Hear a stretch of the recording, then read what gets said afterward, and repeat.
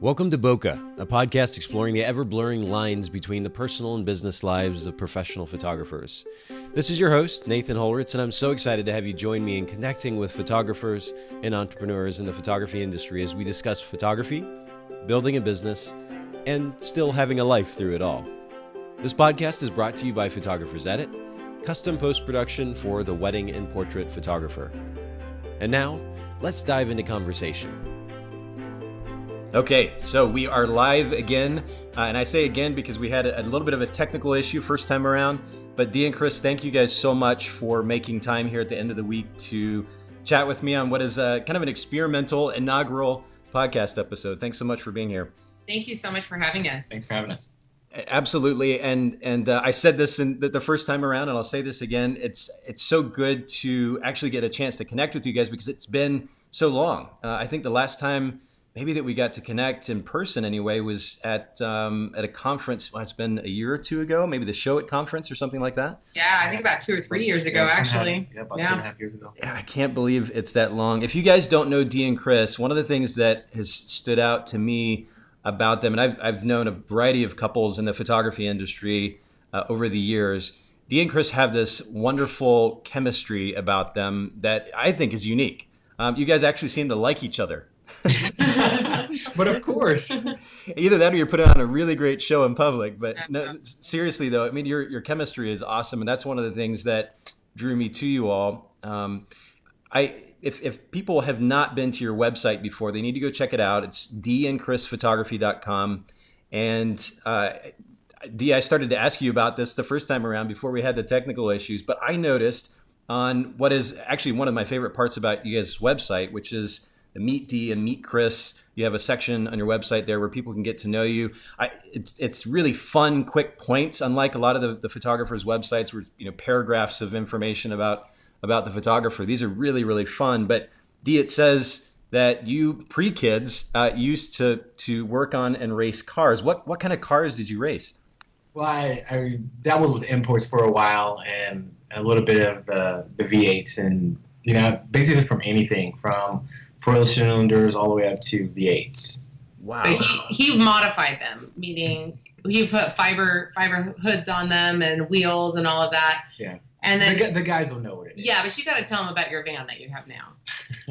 the Dad Swag van. We have a personalized license plate that's Dad Swag.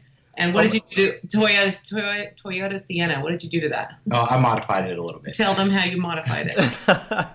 Well, because I'm a race nut and I'm a car nut, and so I had to have something that I can modify. So when we're in the market for looking for another car, I said, honey, I'm really looking at a minivan.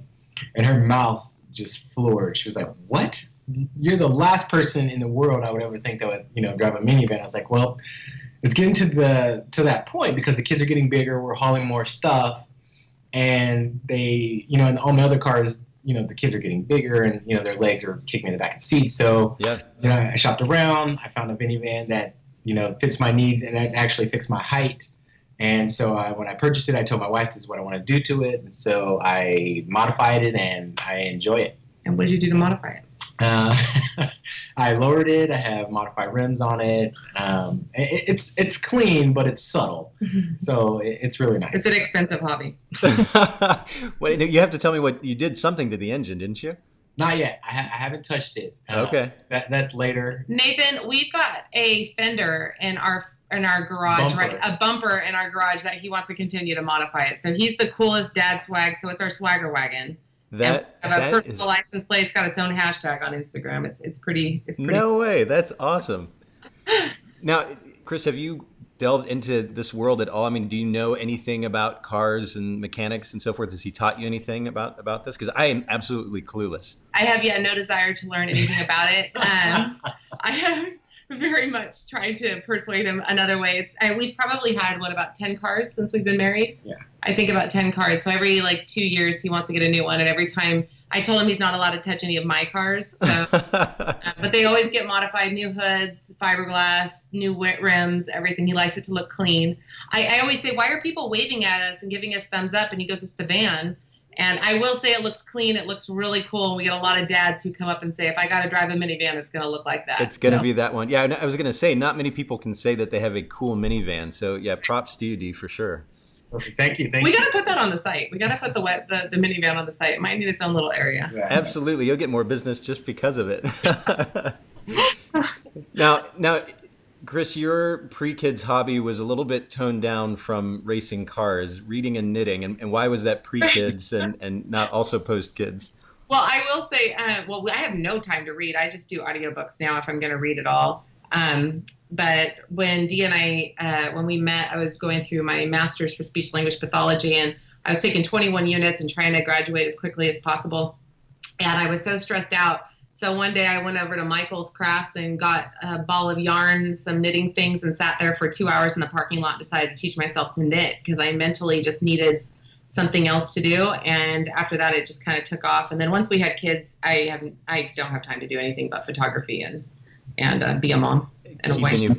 Keeping you busy nonstop. What you mentioned audiobooks. What's a favorite audiobook you've listened to most recently? Harry Potter.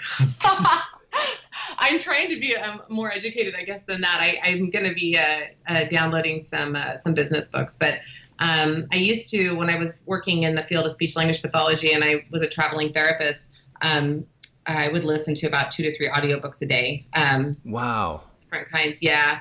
You can actually get an app called Overdrive and check out audiobooks from your local library for free. So I did that for a long time. That's incredible. I had no idea. I actually do audiobooks as well. I'm listening to one called Ask Gary V. It's by Gary Vaynerchuk, who's a kind of a social media marketing specialist right now. But to the Harry Potter book, actually, my kids and I almost downloaded this not too long ago because I somehow had heard about the narrator for that audiobook series apparently is incredible. So I went and downloaded it. And I think we exclaimed out loud or at least I did anyway, when he started reading because it was just amazing. It was so good. We're going to actually, we're heading up to Canada I think it's next week for 3 weeks. And on that trip, I think we're going to download it again for the boys to listen to because they haven't listened to it yet. How old are Noah it's Noah and Caleb, correct? Yeah. So Caleb is 6 going on 26, and then Noah's 8 going on 58. I think he's a little D. Yeah, he's a little me. He's a mini me. Yeah. And what does that mean? What does that look like? I mean, he has all my little idiosyncrasies. They don't get along. I'm just kidding. He's just like a little personality of me. So when I talk to him, it's like, I'm talking to myself. Yeah. So it's really nice because I'm kind of molding him to be that big brother role, kind of, be responsible because I want him to be ahead of the curve a little bit as far as not taking away from his childhood, but just kind of instilling the values that I have that he needs to have to make him a better person. Yeah. And so sometimes, very responsible. Sometimes we bump head on things because, he's like, well, Dad, you can't do it this way. And I'm like, that's right. They're both, I would say you're both super rule followers. Yeah. And things need to be done a very particular certain way. And they're both very much. And then there's Caleb, who's crazy and fills a room and is silly. And I would probably say I'm more Caleb and you're more Noah. Huh? Yeah, they're both just great kids, but Caleb has that 100% ball of energy that it's just amazing how he keeps his family just so happy. Yeah, they both are good kids. We're so blessed. That's incredible. Now, you talk about specifically kind of instilling certain values in Noah, correct? And both of them. And both, but since I don't think you're leaving Caleb out. No. But you were talking about Noah being so much like you. Yeah. That I find it interesting when people talk about being scared of parenting. One of the things that I've found, I mean, my kids are 14 and 11 now. And the teenage years in particular are stereotypically looked at as these very scary times for parents. But I've really found it fascinating and ultimately, and certainly challenging, but interesting as well, taking on this responsibility of parenting. And I mean, frankly, I've been growing up and learning through the process, but it sounds like you have a similar mentality about it. Like you're taking it in stride and you're teaching them what you've learned. Does it seem that way, or what is your take on that? Well, I mean, because Kris and I come from different childhoods and different, different backgrounds and upbringings and such. And so the way I see it is I follow suit to what her father has just kind of instilled in her. And so just kind of, mocking kind of the things that he's shown his kids and stuff like that. And just kind of raise my kids that way too. Yeah. Because I come from a single parent home and Kris comes, she has both parents. And so, Yeah. For me, it's just like my mom was both my mom and my father, and she can only do so much. And so growing up, I had to have like more of a father figure. So that's when I had kind of my uncles and older cousins and stuff. But when I met Christina and her father came into my life, I was like, wow, this is amazing. Now I have more stuff to learn, Yeah. And so that's what I try to pass down to the boys. Yeah. There's no handbook on parenting, and it's hard. I definitely grew up in a very Leave It to Beaver kind of a home, and stay-at-home mom, and my dad was in education, and I feel like I got, like, if you want to say a perfect childhood, I would probably be it. I mean, everybody's got their issues, but I really did. I was very blessed to be in a very good home, and so I think it's been a real blessing to have our parents kind of as a role model for marriage and for family life and for business. Both my parents are amazing business owners and whatnot, so been very blessed in that regard.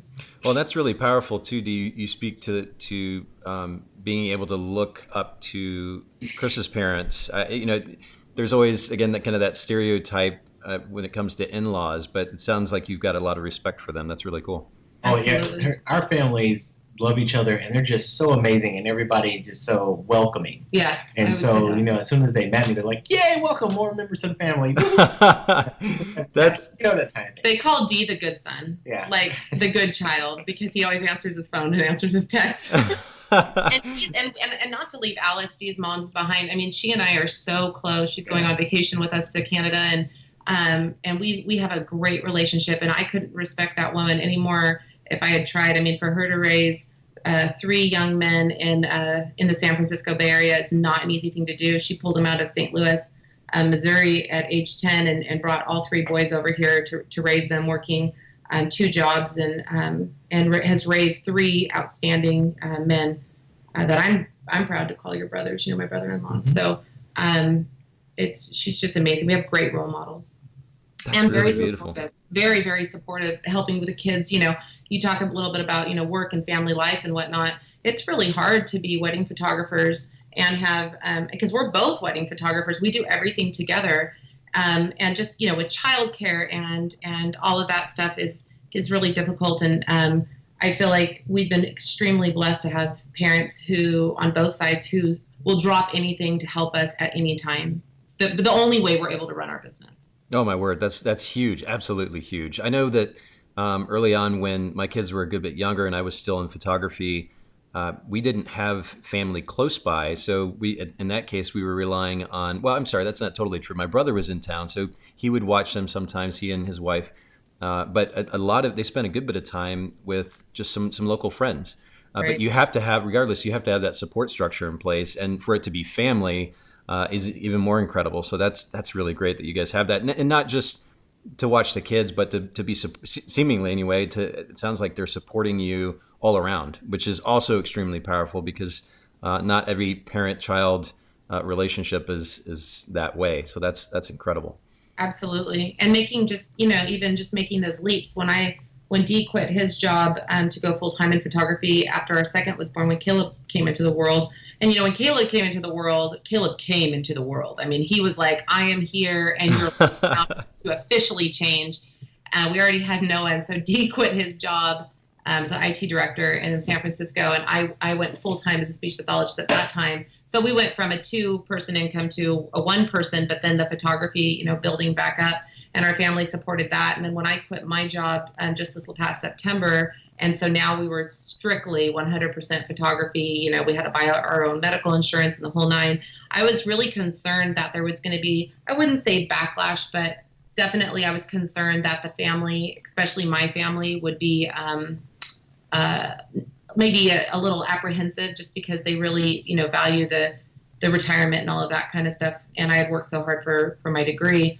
But instead, I feel like all we've gotten was embracing. In fact, my dad told Dee, I pulled you aside and just said, thank you for doing this for my daughter so that, she can have a life and be a mom. And wow. So it's been really amazing, the support we've gotten. Wow.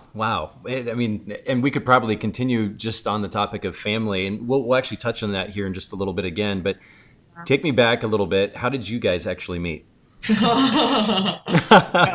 That's such a great story. It is. Oh, I can't wait. So we've been together 11 and a half years. No, we've been married 11 and a half years. And we met 13 years ago in a random Yahoo chat room. The Tinder of 2002. Yes. Oh my gosh. No, it's pretty much almost as scandalous as like a Craigslist ad. Yeah, in a random Bay Area Yahoo chat room on Cesar Chavez Day. It's the only day that Sac State even recognized as a holiday. And so I was off and Dee was killing time at work when he should have been working. I get breaks. You get breaks. And he was going through it, looking at the different profiles and saw me. And at that time, my You Just Like Me for My Pimp Juice, you know that song? No, it gets better. So on my profile, I had written, I had like favorite quote, you just like me for my pimp juice. And his first message was, no, I would just marry you for your smile. And I looked up his profile, I looked up his profile and went, oh, this guy's a player, because his picture was a picture of him in it was a nice sweater. It was a sweater with a matching. No. It was a turtleneck sweater with a matching beanie, reflecting off of the bathroom mirror, taking the picture. It was one of those shots with a dirty bathroom mirror. It was so bad. And I looked at it and I'm like, gosh, this guy's cute, but he is such a player. And I didn't want to talk to him. And at that point in my life, I was like, the next guy I date is going to be the guy I marry, because I'm not wasting my time with anyone. Wow. And so I put him through the ringer, and it was about 3 weeks later, we went on our first date. Yep. And on the way home from that date, I told my mom, I called her up and said, I talked to her the whole way home and said, this is the man I'm going to marry. And we were married a year and a half later. Yep. Whoa. Yeah. Okay, yeah. Now, but Dee, you have to tell your side of this story too. That's pretty much it. I didn't know the mirror was dirty, but what do we do for our first date? That was the first official selfie. But that was the first official selfies. So I told her, I was like, well, since she was in Sacramento, I was in the Bay Area. I was like, okay, our halfway point would be in Vacaville, and there's an amazing restaurant in Vallejo. Sorry, because I went to Vacaville and you said no, Vallejo. Sorry, it was one of the V's of the cities. And I was like, well, Princess Garden has this most amazing food there, and I was like, we have to meet there. You have to try this, this food at this restaurant. So we met there and we're having dinner. Wait, hold on. So I'm pulling up, and at the time, this is terrible. Don't judge me, but I was on my cell phone. This was 13 years ago. So I was on my cell phone with my girlfriend, hands-free, of course. And as we're driving up, I see this modified car. It was a Subaru WRX. Okay. 6'3", gorgeous man standing on the outside of it. Fiberglass hood, and I told my girlfriend, oh my gosh, he's cute. Oh my gosh, he has a really nice car. I knock him for, doing the whole car thing, but it is probably what got him a second date. Wow. She's like, I love his car. I was like, all right. The question is, Dee, did you go pick her up for that second date? Did she get the ride in the car? But wait, it gets better. Yeah. So after we met, we saw each other. It's like, okay, well, follow me over to the restaurant. The restaurant was like a couple blocks down. Yeah, because we were in separate cars. And so we were eating dinner, we're having fun. And I had injured my hand snowboarding a few weeks, I think it was that weekend. You had broke your hand or something. Yeah, so I couldn't cut my fingernails on my other hand, so I was literally growing claws. It was bad. I was like, I'm so sorry. I just don't have anybody cut my fingernails. Oh no. Yeah, so you looked at my hand, she's like, oh my gosh. Let's go to Target. I'll get some clippers, and then we'll cut your fingernails. Like, that's amazing. So I think that got me a few points. Yeah, they got her a few points. Like, this is amazing. So we're trimming. Before we do that, we're running down the aisles, and I grabbed this football. No, we got in the car. No, because that's when we got in the car and drove over to Target. Okay, remember? That's right. So he opened the door for me to get in the car, and I reached over and opened his door, and he got in the car. And what did you say to me? I say, now I have to marry you. He said, you said, you know what they say about girls who open the car for the guys? Yeah. Now I got to marry you. That's what he said. And then we went over to Target, and this is how he ensured his second date with me. So what did you do? All right. So at the time, they had these cars called modifiers. And they're Hot Wheel cars. And they're a little small, I think it was like 16 scale or something. They're tiny. Yeah. No. Anyway, he said, go pick out whatever car you want, and then and modify it, and on our next date, we'll switch cars. We'll swap them. And so that kind of secured my second date. Yeah. And I've never heard anything even close to that before. That's quite creative. So the combination of cars and willingness to cut the other person's fingernails ultimately brought you guys together then. Yeah. Cars and service, let's put it that way. Okay. It was hilarious. Serving one another. It was such an amazing date. It was. Yeah, it was such an amazing date. It was. And then we really courted, I would say, for about 3 months. Like, we went on real, actual dates. There was no, what do the kids call it now? Like, a Netflix and chill. There was none of that. Like, it was all like I planned a lot of dates. Yeah, like we dated, which was really nice. And then I kept track of every date we went on. And then I think on our 1-year anniversary, I gave him a box that had a list of every date and how I felt about every day after. Oh my goodness! Wow, you guys are romantics. That's incredible. Well, and there's the key to a long marriage and a happy marriage and a romantic marriage. So we continue to flirt every day. Continue to date. We flirt heavily with each other. We're constantly flirting with each other. And, we're pretty annoying that way. That's amazing. No, seriously, that's incredible. And actually, I was going to ask you all about your relationship and how that ties into business here. In fact, I'll delve into that in just a little bit. But let's jump to photography for a second. How did you then get into photography? You were already in it. You were doing black and white before I met you. I took some photography in college. Yeah. I took a lot of stuff in college, and I really, really loved it. But my brother, who's a Santa Barbara-based wedding photographer, he got into it, and Dee was like, that's cool. Can I shoot some weddings with you? So you bought your first camera. What was it, a Canon 30D? Yeah. And he shot a few weddings with my brother in Santa Barbara, or just actually at the time he was up here. He was local up here to Sacramento area. And you liked it, and then a few people asked you to shoot. Just asked me to do a couple portraits. And I was like, I don't know what I'm doing. I'm still learning. Yeah, this was 9 years ago. No worries. You can kind of experiment on us. And I was like, okay. And so I just started from there, and did a couple things with Matt. Just kind of followed along with him, and kind of behind the scenes, just kind of looking and see if this is something I want to get into. And then I booked my first wedding, and then from there it just kind of. Yeah, you had a second shooter. You had somebody he was working with, and we decided. I realized very quickly, though, that this was either going to be another expensive hobby like cars, or this actually, be something. And so Dee asked me, he's like, well, would you mind, second shooting with me? I know you know photography. Would you mind doing it? I said, yeah. So we went on our first wedding together, and after that, he was like, I only want you shooting with me. Wow. So, yeah. And how long ago was that wedding that you shot together for the first time? Like 9 years ago. 9 years ago. Yeah. Wow. About 9 years ago. And then 6 years ago, you quit your job and went full-time photography. And that time we were shooting about 25 weddings a year. Yeah. Whoa.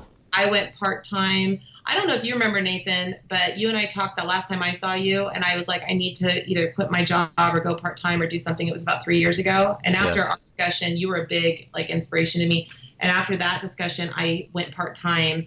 And then I never forgot that discussion, and then I quit my job. So we shot 55 weddings last year. I remember that. You remember that? Yeah, because I remember after you talked to her. Yeah, so after she had spoken to you, she came to me and she was crying in tears. She's just like, she wasn't holding it together. She's like, I want to be a mom. I can't do, work full time and then help you on the weekends. And, my life it's in turmoil. Yeah. And now she spoke to you, and I was like, you know what?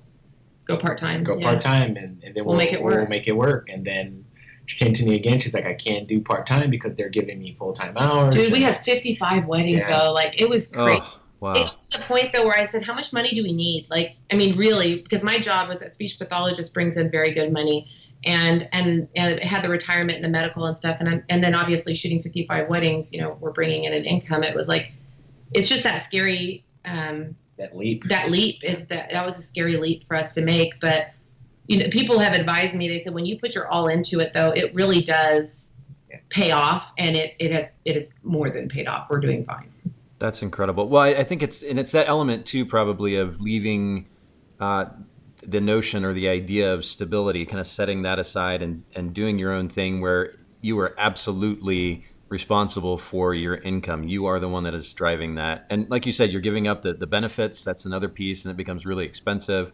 So there are a lot of factors that go into the fear innate to jumping out and doing something full time.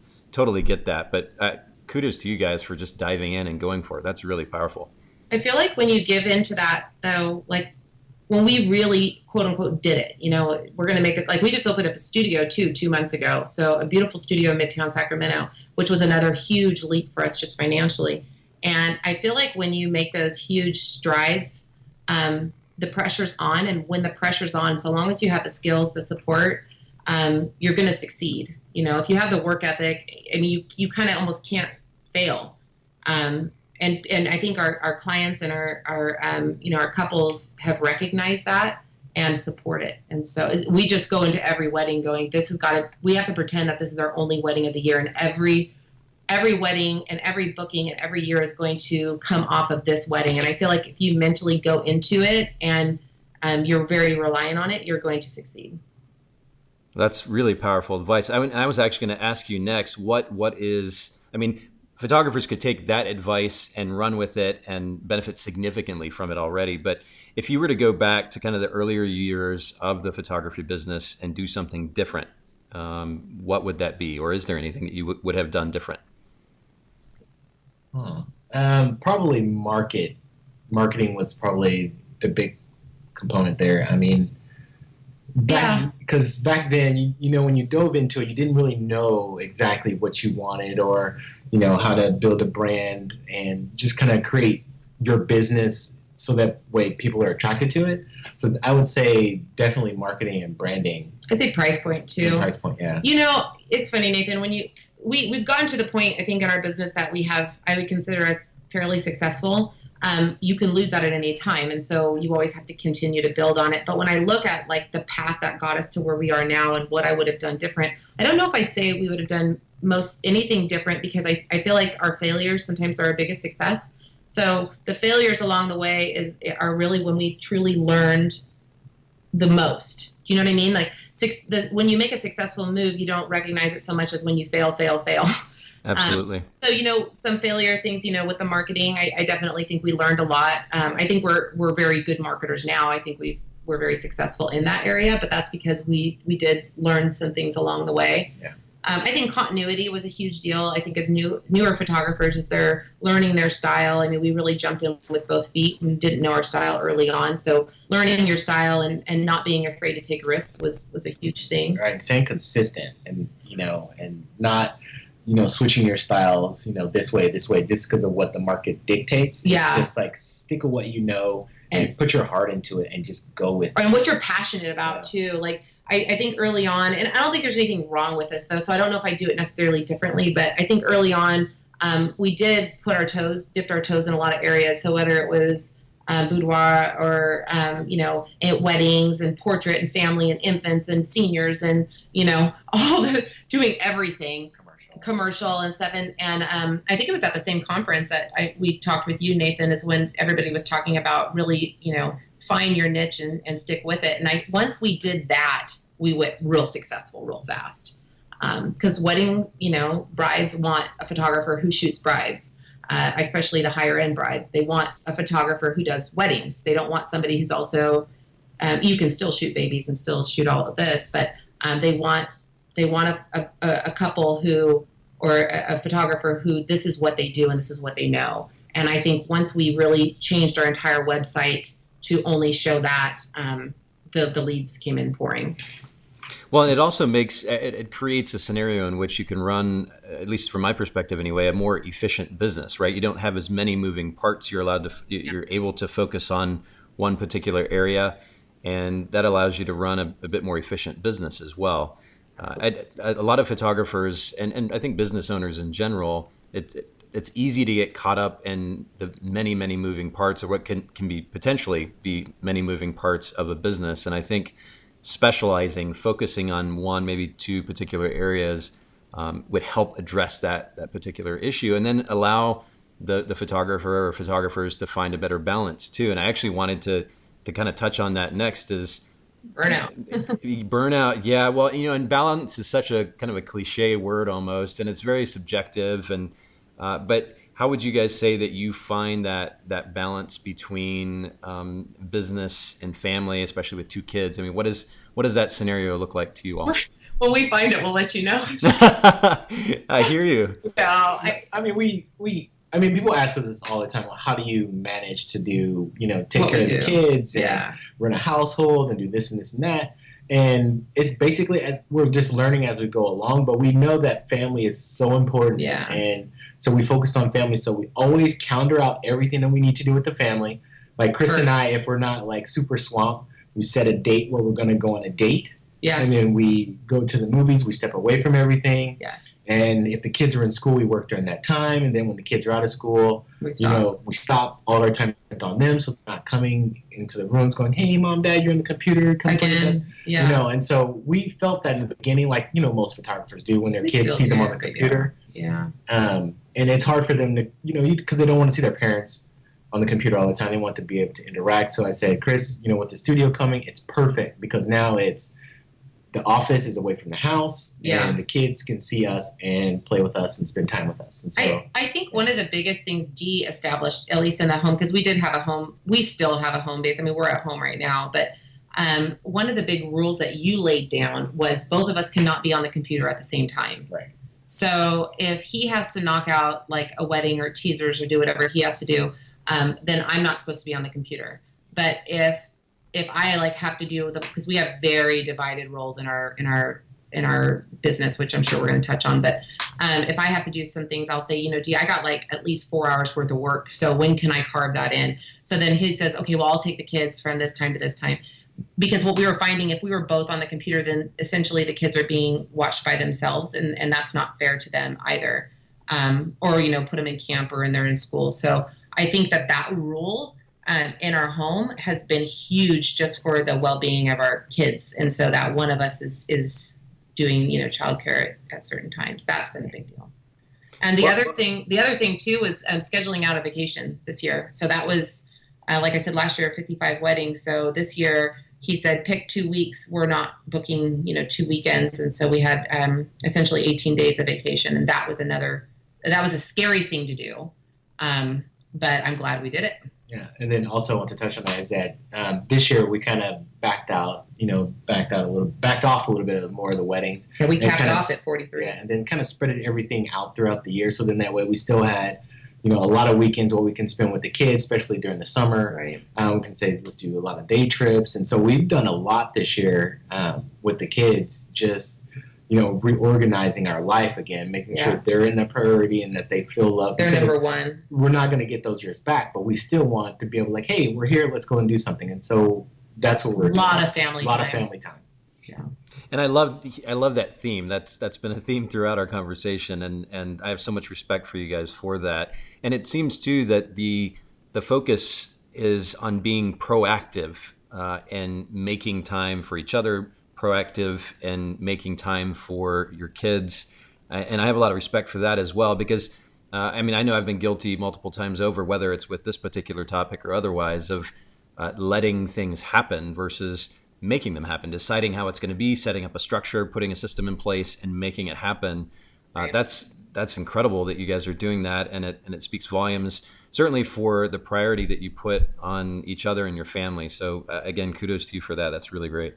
Thank you. Thank you. Now, I will touch. You mentioned earlier that the different roles that you all have, that you've kind of split up amongst yourselves.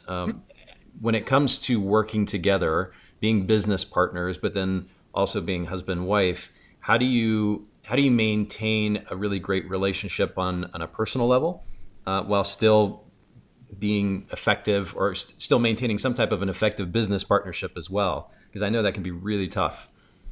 Extremely divided roles, and watching each other's ego, I would say, is huge.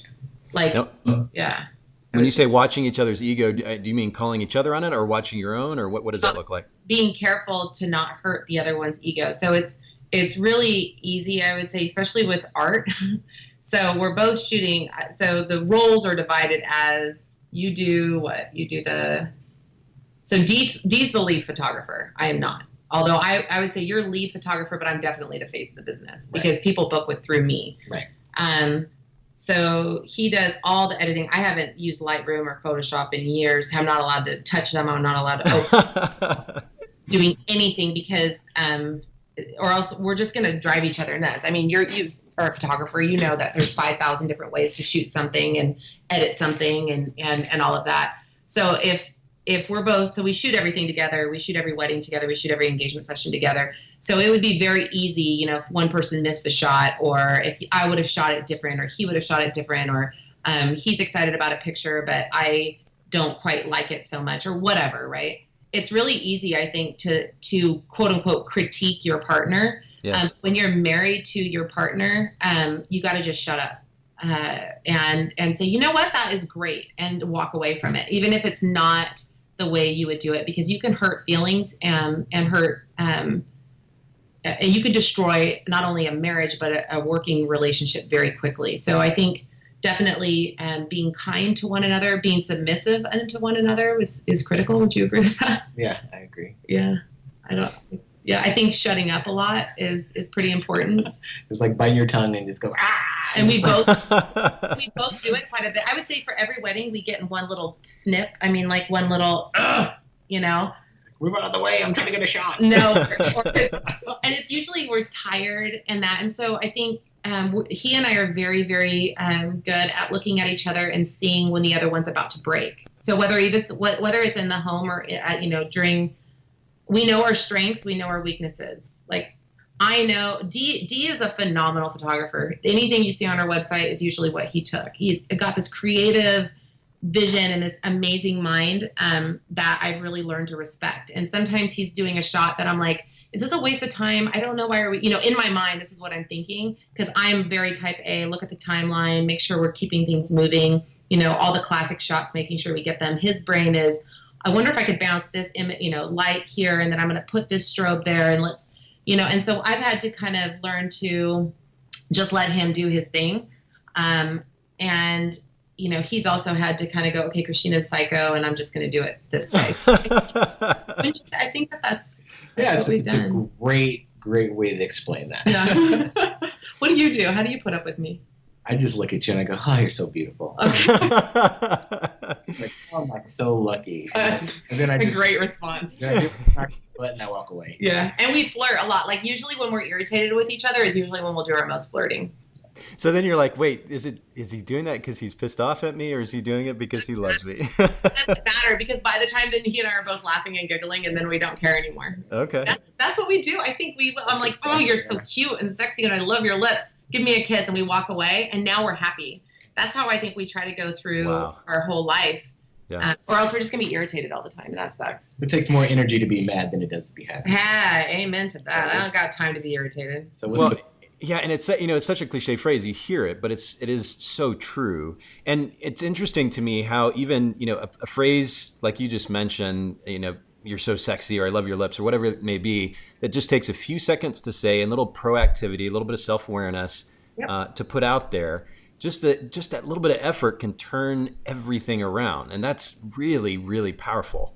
Oh, absolutely. You guys exercise a certain level of awareness about yourselves and about each other that is, I think, unusual, and it speaks volumes. But I have a lot of respect for you for that. That's really incredible. Especially our roles, our key roles, are in the business. In the business are, is what we say. From Christina doesn't edit. I don't touch any marketing. I don't touch the website. That's all her. That's all the blog stuff.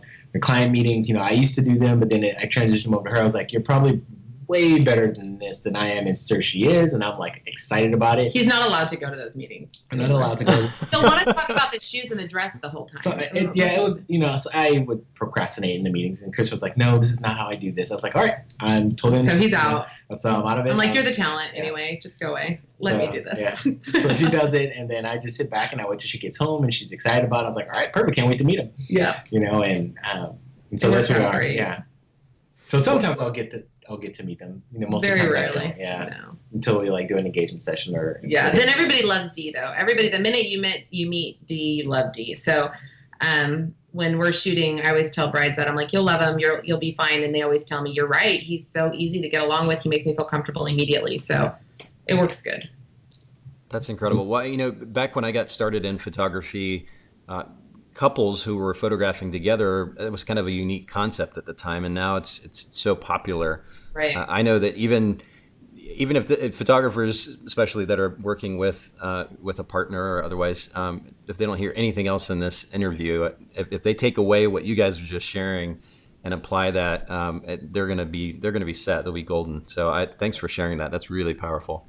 When I reached out to you guys about doing the podcast interview, I had asked if we could delve into a conversation about racial tension Right. that's prominent in the media right now. And you guys are in a unique position, being a biracial couple, to kind of lend some interesting perspective, insight to the topic. And rather than asking too many specific questions, I want to let you guys just kind of open up about your perspective on it in general, but then also specifically how it relates to the photography industry as well. Well, and it's a little bit even more interesting is Dee's father is actually a police officer in St. Louis. So, Oh, wow. yeah, so I think we come with a fairly unique perspective. This last week was pretty hard. I had quite a few tears, and I had to walk away from the news a lot just because it was hard on a lot of aspects. And he and I sit down, and we didn't even want to talk about it for a while too. But I said, where do you fall on this whole situation? And I mean, you've had your experience in Alameda with some police officers. Right. I mean, we've at some point, we've all kind of ran into the law in a way that we really shouldn't have, or circumstances. We'll say what happened in Alameda. Yeah. Well, yeah, and so I explained to Kris what had happened to me one day, and this was when I was in high school, and A long time ago, and I explained to her this is what had happened, and there wasn't much you can do about it. It's just some people are just the way they are, and you try to walk past it and try to be the bigger person. But it's a really hard subject because where I come from, because I have to think about like race and family being a police officer, and how I teach my kids, like this is something that just happened and it's sad that it happened, but how do I explain it to them to make them understand, to where it's just like there are people in the world who are loving, kind, and generous, and then there's the other side of the spectrum where they just hate for no apparent reason, where there's no real understanding of why they hate, but they just do. And when you're trying to explain that to an 8 and a 6-year-old, especially when one of your kids wants to be a policeman, mm-hmm. and you're just like, son, I am so happy that you want to give your life for others to make others feel safe. Yeah. And then on the other perspective is like, this is who you are, and people will hate you because of what they see, but not your heart.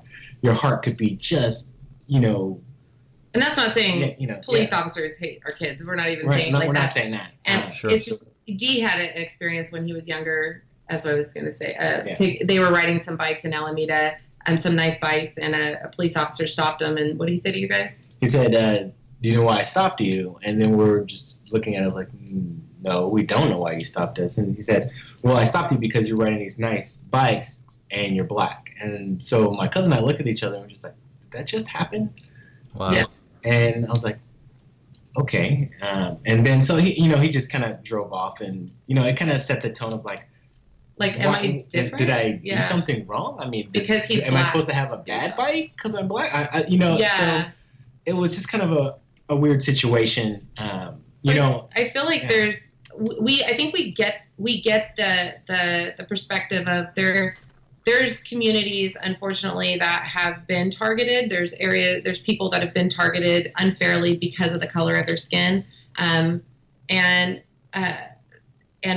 so we get the Black Lives Matter movement in regards to, not that all lives don't matter, because all lives matter. But I think that goes without saying. I think the Black Lives Matter is just saying that we also matter and that we want to matter as well. What happened in Dallas is obviously, that goes without saying, is probably the worst thing that could have ever happened. Somebody went rogue and shot a bunch of people. There's obviously some stupid people out there and heinous people out there. We strongly support law enforcement, and I believe that most law enforcement are there just to protect and serve. They're my family, and we have nothing but respect for them. but it's been a very difficult discussion to have with our boys. And I want to say, I want to pretend that I live in a world that everybody's going to look at my kids and see them as beautiful young little men. But I forget sometimes that not everyone views us that way, and not everybody's happy that we're together. Not everybody likes the fact that we're an interracial couple. I forget it until somebody says something to me, and then I kind of go, oh. And I'm in a unique perspective too of being a white woman and people not always knowing who my husband is, and they'll say very racially insensitive things, and then they hear, oh, your kids are half black. Oh, but my kids aren't quote unquote half black. My kids are just black, and that's how they're perceived by the world very often. They're not white, they're black. And having that conversation with our kids I didn't want to have that conversation with my kids. I didn't want to have to quote unquote label my child as black, even though that's fine. I mean, it's just, it was a weird, Dee and I were hoping that we could raise our children as you're American and it doesn't matter the color of your skin, but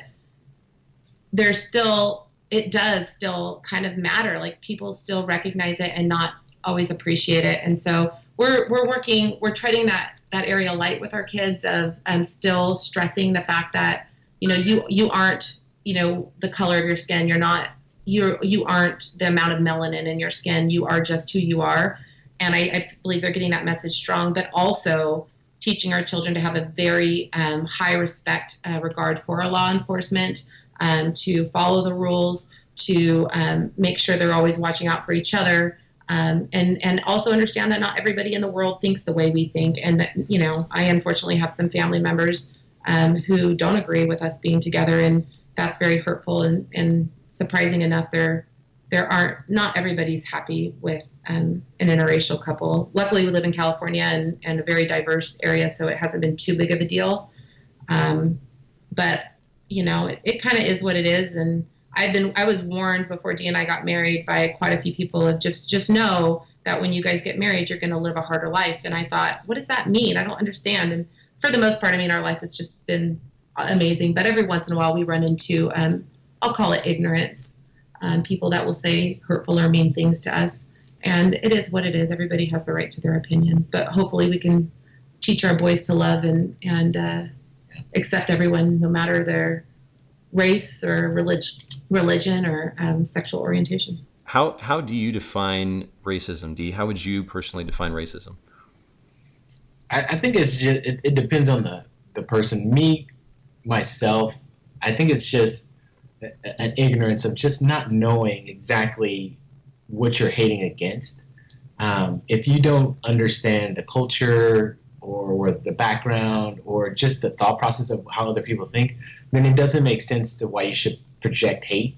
We all are on this earth for a reason, and for whatever reason, hate is just that construct that man created, and it's sad that that's the way it is. But I don't hide from it. I can't block my kids from it. It's just out there.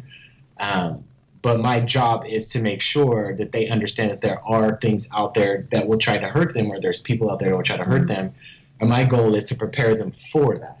So then that way they can be the bigger person and overcome it. Or if it's a situation where they need to protect someone, then they can do that. Mm-hmm. So that's the way I'm raising my kids, and that's how I see my kids raising their kids later, when they decide to have kids and so forth. It's just, to me, it doesn't make sense that it's here, but it's here, and, we all have to live with it until everyone starts changing. We really tried to shelter them. Yeah. We tried to, and, when it comes up, and then we'll attack it. But the thing is, we don't watch television all the time, so we don't get to see things. And then it happened to be that one time we turn on television, and then, our kids are downstairs because, they like playing Minecraft. And, it was on the last channel that I think it was a recording that I had, and boom, it came up, and I was like, oh, great. Now talking about all the, Yeah, so now it's like, now I have to. And all the racial tension, and they're going, why? I don't understand. Why? And having that discussion, I was in tears. I had to kind of turn away from my son, but he said, well, why are they saying that they killed that guy because he's black? But he's not black, he's brown. And then, because we never even told our kids don't even understand that they say, Dad's not black, he's brown. So saying, well, technically he's black. And then I realized, now, what did I just do? I've watched a lot of great videos the last week, but what I just did is I classified my husband as Black because as a nation, that is how we have classified him. Therefore, I am now perpetuating that classification and teaching Yes. my children that that is how you are classified. And Yes. that was a very like pivotal moment It's just last eye-opening. week. Yeah, because it's like It sucked. the world just changed this view that we've selected for our kids, and now it's just like now it's there. It's like, And so they're asking me, they're like, so are we Black? And I'm like, well, they said, because you always said that we're Mocha, like we're a little bit of mom and we're a little bit of mom and we're a little bit of dad. But the reality is that kids look at my children and they're like, well, I mean, some people will say they're mixed, but most people say, oh, your children are Black. You have Black children. I mean, I have people say that to me, and I kind of want to say, well, yeah, they are, but they're also half white. I mean, they're both, but it doesn't really matter. Why are we even talking about that? right.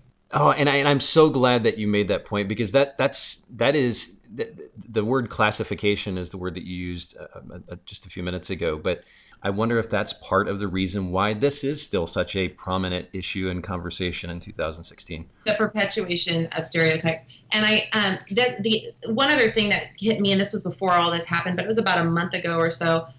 Something came up in my newsfeed on Facebook about, it was just 50 years ago, it was still illegal for Dee and me to be married. I think it was like in Kentucky or something like that. Wow.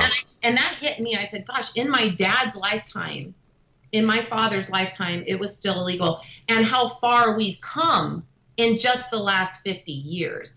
And sometimes I have to remember that. I mean, it being in our generation where Dee and I are like, is this still an issue? Like, we have to kind of look like, really, are we still talking about this? Because Right. it can be so exhausting. We just want to live our life. But in the same breath, like, we've come as a nation, we've come really far in 50 years. I think that there is a little bit of complacency in that regard, and I think that's where a lot of the movement's coming, and where people are saying, look, there are still issues, guys. Even though we've come this far, there's issues that need to be addressed, whether it's within law enforcement or whatnot. I mean, there's been things that, like I said, people wouldn't, like when I worked in home health and whatnot, where they didn't know my husband was Black, and I would hear families talk about, well, I would never I'd be so mad if my daughter ever dated a Black man, and just like a lot. I heard this a lot being out in the field. And my thought, and these are from younger people, this is like 50 years old and under. And I would think, and I thought in my mind, gosh, I didn't realize that my sons may not be, their girls that they date, that still might be an issue. And that hurt, and that came home. And so hopefully we have the discussion and we can move forward as a nation so that this isn't such a quote unquote issue, Absolutely. Absolutely. Well, I appreciate you being willing to share your perspective on that. Nathan, I just want to say one last thing. My mom told me about a week before Dee and I were married. She said, you have an opportunity, you and Dee, she sat us both down, have an opportunity to be a light and a witness to people, because people are going to watch you more than they watch other people. You guys look different. You act different. You are, an interracial couple. So people are going to watch you. And I thought, really? They're going to watch us? And they do. They watch us heavily. And we have taken that opportunity to hopefully be a very positive role model, not just, within business and the photography, but also in a marriage and what a marriage should look like, where we feel like we've been almost given a soapbox, I guess, if you want to say it that way, of this is what a happy marriage can look like, no matter, what the race is or whatever. Yes, we have dealt with things, but everybody deals with things. Everybody has issues. But we can show people, like Dee, I think, is a phenomenal father, and he's very active on social media, so people see a good role model of what an active father looks like, and can be even as a role model for other young fathers coming out and saying, wow, okay, that's cool. Look, he does a lot with his kids, and that's what a father should look like. So we really try to take that platform to help motivate people to be very active with their children and love one another. Right. And I'll never post anything negative about my family or Never. anything on Facebook. Never. Because it's not the world's concern. I understand that people have a voice and they use it, and this is social media, and it's like, Just really trying to be positive. Yeah, someone's bouncing board, and I get it. But for us, as a family, and I like my family to be a family, and not just, I don't downgrade my wife. I don't talk bad about my kids. I don't talk bad about my family members. The world doesn't need to know that. We all have problems, but the world doesn't need to know our individual problem. Right. It's just be positive. Yeah, so we're always projected positive messages for everyone. So then that way, maybe we've helped one person, put a smile on their face, or maybe Caleb did a funny dance and then, that like, sparkles into 2 smiles. I mean, we just want the world to be happy. I mean, so we're idealists about, the world being happy and, But if we can use our family. If we can use our family as to be that board of that construct to say, hey, everything will be all right. Yeah. Then, we can. Yeah, then we can too. So. Before we close out, do you have one maybe major piece of advice that you would want to leave with photographers, whether it's business or maybe something more on a personal level? What would you recommend to them, or what piece of advice would you give to them? Get help. If there's something that they're struggling with, ask for help. There are so many groups now on Facebook, and even groups around the city. You'd be surprised at how many meetups there are of just the wealth of knowledge of people out there who are just willing to share what they know. And so just so people understand that in photography, you're not alone. Yeah. I mean, there are so many other photographers out there who are willing to share and help. I mean, even when I started out, I've asked for help, and some of the doors have shut, and, that's fine. And so I just learn and move on. But I mean, if anyone asks me something, I'm always willing to share. There is no secret, It's just, this is what I do, and this is what made me, some of my images, and people ask me, like, how did you do that? It's like, oh, that's easy. You just do this. Right. But I have to think. I'm not a great teacher, but I can explain to you how I created the shot. And people ask me, you should do classes. Like, well, it's only because I'm not a great teacher, but I can show you exactly what you need to do to make yourself successful. Even Kris, I mean, she's amazing at what she does. And I just want people just to say, hey, there is help out there. Don't feel like you're alone. I mean, there's tons of opportunities and windows and doors. And I would definitely say what I would leave with people would be write down, make a list what you love and what you hate within the photography world, and do what you love, and then hire somebody else to do what you hate.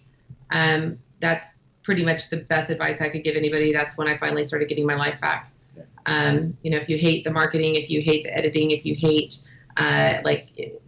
album design, hire somebody to do it. It will, use your energy for what you love, or else you're going to get burned out real quick. And I would echo you, get help, ask help, don't be afraid. Well, that's an absolutely perfect way to round out this. I hesitate to say interview, because really it's just been a great conversation with some really beautiful people. And I can't thank you guys enough for making the time again here at the end of the week and just before we get into the weekend, for sitting down and having a conversation. It was really great to connect with you guys. And I'll certainly keep everyone posted. If you guys haven't checked out Dee and Kris's website, it's deeandkrisphotography.com. Yep. And make sure you go take a look at their work, connect with them on social media. And guys, thank you again so much. I hope you have an absolutely wonderful weekend with your family. Thank you, Thank Nathan. you. You too. Thanks so much for listening to the Bokeh podcast. If you'd like to hear a particular photographer or entrepreneur in a future episode, don't hesitate to email me, nathan@photographersedit.com. The Bokeh podcast is brought to you by Photographers Edit, custom post-production for the wedding and portrait photographer.